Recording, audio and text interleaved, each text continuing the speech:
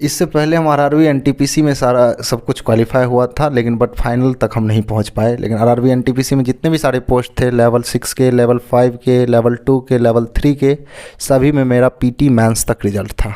जितने भी सारे प्रीवियस एग्ज़ाम हुए हैं 2022-23 में जो आरआरबी एनटीपीसी का और ग्रुप डी का हुआ है, यदि उसको अच्छे तरीके से कर लिया जाए। लूसेंट का साइंस पढ़े थे और 9 जब कोई ज़रूरत पड़ता था तो फिर 9-10 का वो एनसीईआरटी तो नहीं, लेकिन पब्लिकेशन था, जैसे आलोक प्रकाशनर का फिजिक्स था हमारे पास, 9-10 में सर खरीदवाए थे, तो हम वही सब को यूज करके पढ़ते थे। पर डे एक मॉक तो मारते ही थे, लेकिन जब एग्ज़ाम आ गया था तो फिर 2 मॉक मारते थे। हमेशा ट्यूशन पढ़ाते थे, घर पे भी रहते थे, तो मेरा जॉब की तरह ही वहाँ पे ड्यूटी था। 6 बजे सुबह उठते थे तो 12 बजे तक ट्यूशन पढ़ाते थे, फिर 3 बजे से लेके हम 9 बजे रात तक ट्यूशन। नमस्कार दोस्तों, आप सभी का डोमिनेंट कॉमेडियन में स्वागत है। आज के वीडियो में हमारे साथ हैं अंकित जी, जिनका सिलेक्शन ग्रुप डी 2019 वाले में हुआ है। तो इनसे जानेंगे कि इनकी क्या स्ट्रेटेजी थी। और वीडियो में आगे बढ़ने से पहले अगर आप लोग चैनल पे न्यू है तो चैनल को सब्सक्राइब कर दीजिएगा और बेल आइकन को प्रेस कर दीजिएगा, ताकि आप लोग इसी तरह की वीडियो मिलती रहे। चलिए अंकित जी से जानते हैं उनके बारे में। अंकित जी, सबसे पहले अपने बारे में बताइए। मेरा नाम अंकित कुमार सिंह हुआ। मैं बिहार का मधेपुरा डिस्ट्रिक्ट से हूँ। मैं आरआरसी पटना से फॉर्म भरा था, हाजीपुर जौन से। अंकित जी, आपने तैयारी ऑफलाइन की थी ऑनलाइन? तैयारी ऑफलाइन किया था। और आपका मीडियम कौन सा था? हिंदी मीडियम। अब अंकित जी से हम लोग जानेंगे कि इन लोगों ने कैसे तैयारी की थी, इनकी एक एक स्ट्रेटेजी क्या थी, मैथ की, रीजनिंग की और साइंस की। तो सबसे पहले मैथ के बारे में जानते हैं, मैथ के बारे में बताइए। मेरा सबसे पहला बात है कि हम 2018 में ग्रेजुएशन कंप्लीट किया था। उसके बाद उससे ही 1-2 ईयर पहले हम पूर्णिया चले गए थे। फिर पूर्णिया में एक सर थे मैथ का, तो एक लड़का मिला, तो फिर वो बोला चलो पढ़ने वहाँ पे। तो फिर वहाँ गया और मैथ का एक क्लास किया। तो सिर्फ वो अर्थमेटिक किया, बस सिर्फ मैथ वहाँ पढ़ा, और उसके बाद फिर तो घर में ही सब चीज़ पढ़ा। मैथ में जैसे आपने एनसीईआरटी फॉलो किया था क्या? नहीं, एनसीईआरटी नहीं, आर एस अग्रवाल बस बनाए थे। आर एस अग्रवाल, और वो सर एक महेश मिश्रा का मैथ आता है, और फिर एक और मैथ का बुक था रीचा अग्रवाल का, एरियन पब्लिकेशन का आता है। तो वो सर ऑफलाइन ही वहाँ सब बनाए थे, बस उसके अलावा और कुछ नहीं। आपका एजुकेशनल बैकग्राउंड कैसा था, स्ट्रीम क्या था आपका? मेरा एक्सट्रीम, हम 2012 में मैट्रिक किए हैं, 2014 में इंटर पीसीएम से, और 2018 में फिजिक्स ऑनर से ग्रेजुएट हुए हैं। और फिर 21-23 के सेशन में हम, नहीं उससे पहले उसी बीच में आईटीआई किए हम मैकेनिकल डीजल से 19-20 के सेशन में, और 21-23 के सेशन में हम बीएड किए। वैसे मेनली आपका मतलब मैथ से शुरू से ही लगाव रहा है, क्योंकि 12th में भाई आपका साइंस ही था स्ट्रीम, तो मैथ में तो आपको कोई प्रॉब्लम नहीं हुआ वजह? ज़्यादा हुआ कंपटीशन का। मैथ पहले वाले मैथ से अलग है, रहता तो वही सब कुछ है, बस बाद में सारा चीज़ अलग अलग हो जाता है। पढ़ना तो अलग तरीके से भी पड़ता है कंपटीशन में। मैथ में जैसे आपने बनाया था तो ट्रिक का यूज़ किया था क्या? ट्रिक का क्या रोल होता है मैथ बनाने में? ट्रिक का तो रोल ज़रूर होता है कि ट्रिक यदि पता है कोई क्वेश्चंस का तो आप जल्दी सॉल्व कर पाएंगे। लेकिन हम ज़्यादा ट्रिक का यूज़ नहीं किए थे, हम ज़्यादा कंसेप्ट से ही मैथ को सॉल्व कर किए हैं अभी तक बस। और फिर जो उसी दौरान बनाते बनाते यदि सीखे तो वही को हम सॉर्ट करके फिर बनाते हैं क्वेश्चन। अब रीजनिंग के बारे में बताइए, कुछ रीजनिंग का क्या रोल होना चाहिए उसमें, रीजनिंग का कैसे तैयारी करें? रीजनिंग हम कहीं से नहीं पढ़े, ना कोई बुक और ना कोई वीडियो से, ठीक है। हम मैथ के बल पे रीजनिंग बनाए, और बाद में जब हम सेट बनाने मॉक टेस्ट देते थे तो उसी से जो रीजनिंग का क्वेश्चन होता था उसी सॉल्व किए, और जो जो में प्रॉब्लम आता था तो फिर उसको कॉपी में थोड़ा नोट कर लेते थे, फिर उसी से बना के हम रीजनिंग सीखे। रीजनिंग का कुछ क्वेश्चन बताइए कि रेलवे में कैसा पूछा जाता है? रीजनिंग का सभी टाइप का क्वेश्चंस आता है, जो रीजनिंग का टाइप है सब में से आता है। ऐसा नहीं है कि ये टाइप का नहीं आता है, रैंकिंग आता ही है, फिर अल्फ़ाबेट्स आता ही है, सीटिंग अरेंजमेंट भी। आजकल तो अब सीटिंग अरेंजमेंट 7-7, 8-8 क्वेश्चन पूछने लगा है। ये तो सब टाइप का क्वेश्चन आता है, 1-2 लेकिन ज़रूर ही रहता है। पिक्चर वाले कुछ क्वेश्चन? पिक्चर वाला डाइस का क्वेश्चन आता है। रीजनिंग का मतलब मेनली मॉक टेस्ट हो जाएगा क्या? हाँ, मॉक टेस्ट से हो जाएगा। थोड़ा मोड़ा कोई चीज़ में दिक्कत है तो आप उसको देख सकते हैं, जैसे कैलेंडर हुआ, क्लॉक हुआ, ये सब चीज़ को थोड़ा यदि आप देख सकते हैं या पढ़ लें बुक से या फिर वीडियो देख के, तो फिर हो जाएगा। और सब चीज़ अल्फ़ाबेटर में तो नॉलेज दिमाग लगा के भी हो सकता है। क्लास कर लेते हैं कहीं तो वो तो फिर आसान हो जाएगा आपके लिए, लेकिन हमने तो कोई क्लास नहीं किया। साइंस की तैयारी आपने कहाँ से की थी? साइंस हम 9-10 पढ़े थे, मतलब वो 9th-10th जब पढ़े थे ना, तो हम थोड़ा साइंस पढ़े थे। उससे पहले तो नहीं पढ़े थे, बट 9th-10th पढ़े थे, तो थोड़ा वहाँ से बस सब कुछ का ये अनुभव था कि ये है, ये है। और दूसरी बात कि हम बाद में लूसेंट का साइंस पढ़े थे, और 9 जब कोई ज़रूरत पड़ता था तो फिर 9th-10th का वो NCERT तो नहीं, लेकिन पब्लिकेशन था, जैसे आलोक प्रकाशनर का फिजिक्स था हमारे पास, 9th-10th में सर खरीदवाए थे, तो हम वही सब को यूज करके पढ़ते थे। साइंस में जैसे बहुत बच्चों का प्रॉब्लम रहता है कि वो लोग तैयारी नहीं कर पाते। अगर वो बेसिक से करना चाहिए तो बेसिक से स्टार्ट क्या चीज़ करें? NCERT वो लोग सही रहेगा? हाँ, NCERT तो सही रहेगा, NCERT से सही रहेगा। फिर उसके बाद जो कोई रेफरेंस बुक है तो वो सब पढ़ के समझ जाए तो हो जाए, लेकिन हाँ NCERT बेस्ट रहेगा। आपने मॉक टेस्ट भी दिया था? हाँ, मॉक टेस्ट दिया था। कहाँ से दिया था? मॉक टेस्ट बुक से दिया था। टेक्स्ट बुक में मतलब पर डे कितने मॉक मारते थे आप? पर डे एक मॉक तो मारते ही थे, लेकिन जब एग्ज़ाम आ गया था तो फिर 2 मॉक मारते थे। दोस्तों, आप लोग भी अगर टेक्स्ट बुक में सब्सक्रिप्शन लेना चाहते हैं तो डिस्क्रिप्शन में लिंक दिया जाएगा, उससे लीजिएगा तो आप लोग को 20% का डिस्काउंट मिलेगा। अंकित जी, अब अपने टाइम टेबल के बारे में बताइए कि आपने कितने आवर पढ़ते थे एग्ज़ाम के लिए? 6-7 घंटा से तो प्लस पढ़ते ही थे, उससे कम नहीं पढ़ते थे। कुछ रूटीन बनाए थे क्या? नहीं, रूटीन फ्लो नहीं हो पाता है। कंपटीशन में जब आप आएंगे तो फिर पढ़ाई का रूटीन नहीं फ्लो हो पाएगा आपसे।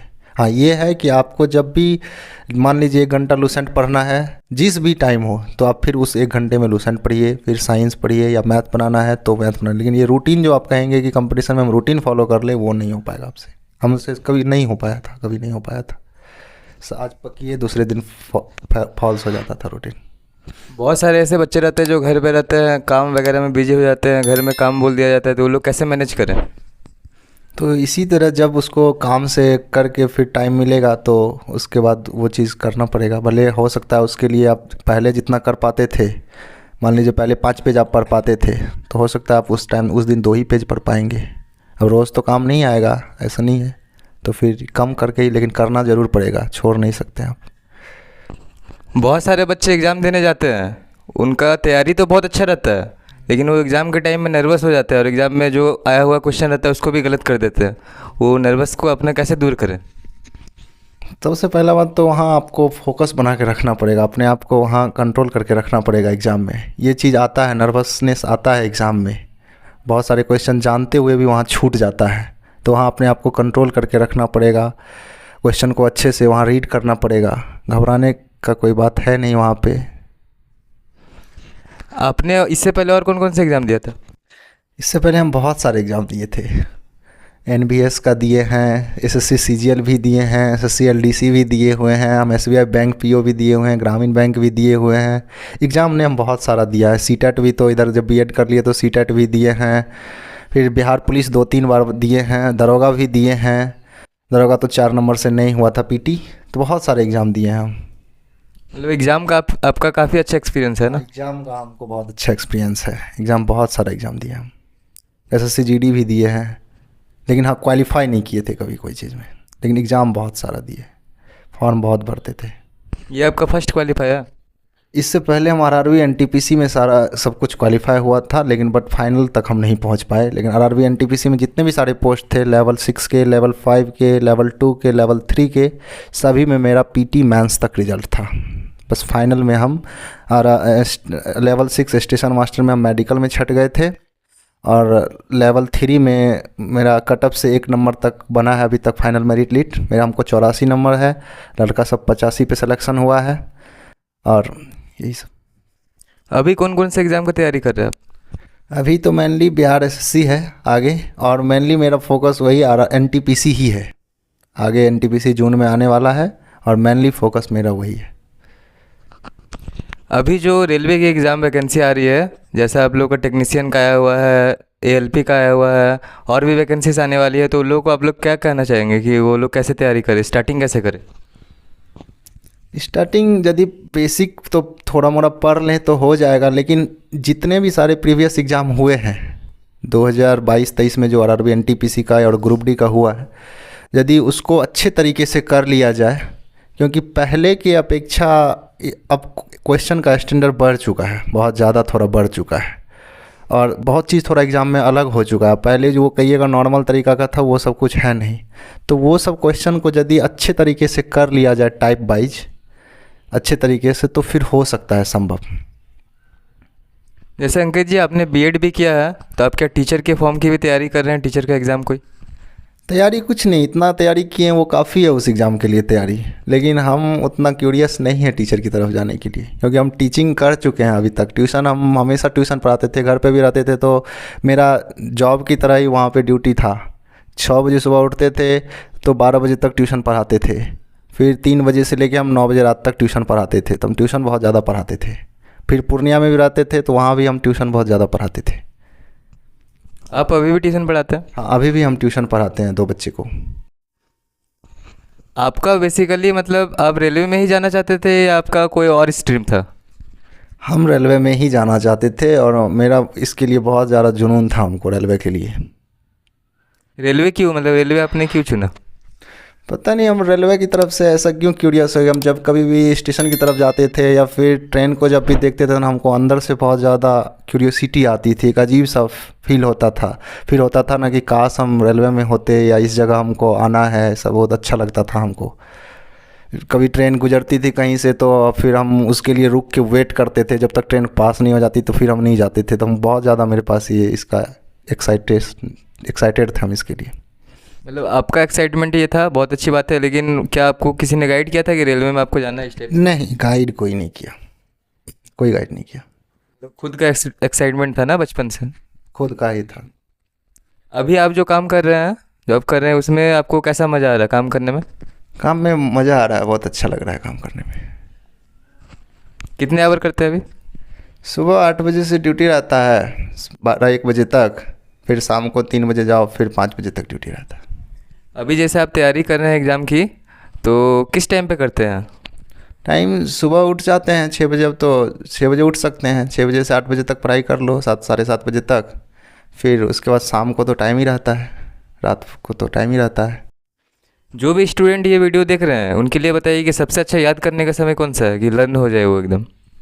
ये स्टूडेंट पे डिपेंड करता है कि वो कब याद कर पाएगा, कब पढ़ पाता है। ये कोई ज़रूरी नहीं कि सुबह ही याद होगा, रात को ही याद होगा, ऐसा कुछ नहीं है। जब आप चाहे तब हो सकता है।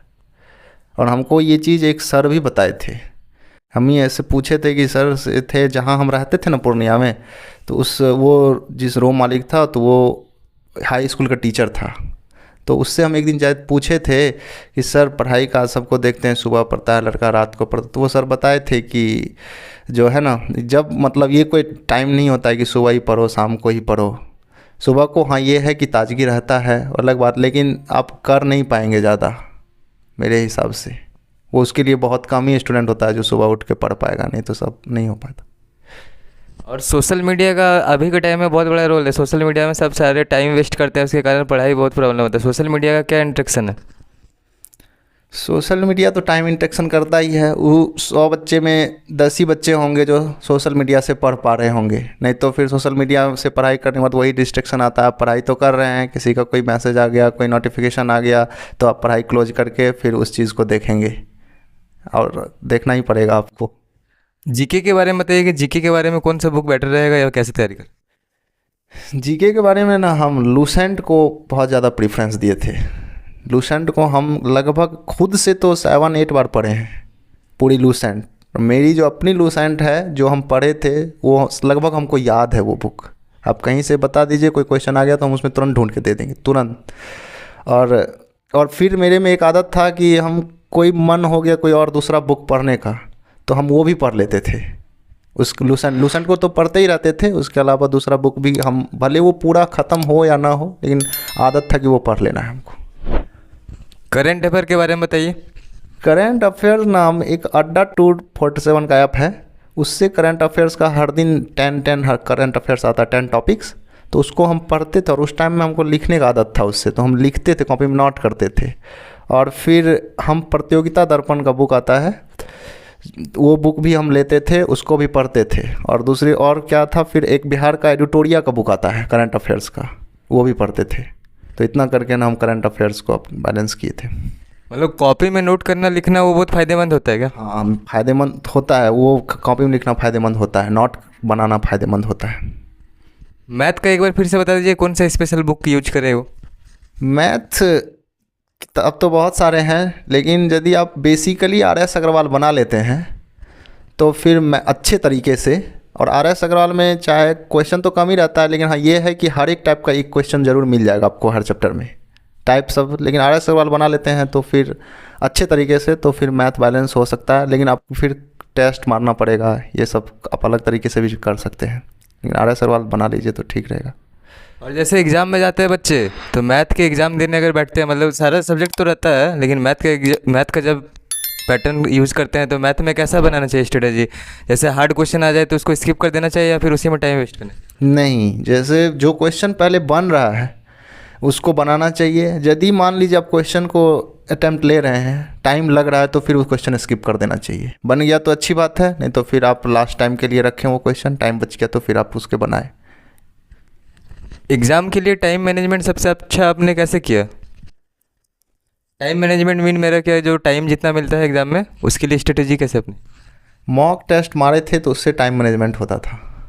तो दोस्तों आपने देखा अंकित जी का इंटरव्यू कि इन्होंने कैसे बताया, आप लोग जो भी एग्ज़ाम देने वाले हैं 2024 में रेलवे की, तो इनसे आप लोगों को बहुत फ़ायदा होने वाला होगा। इस वीडियो को आप लोग पूरा शुरू से लेकर अंत तक देखिएगा।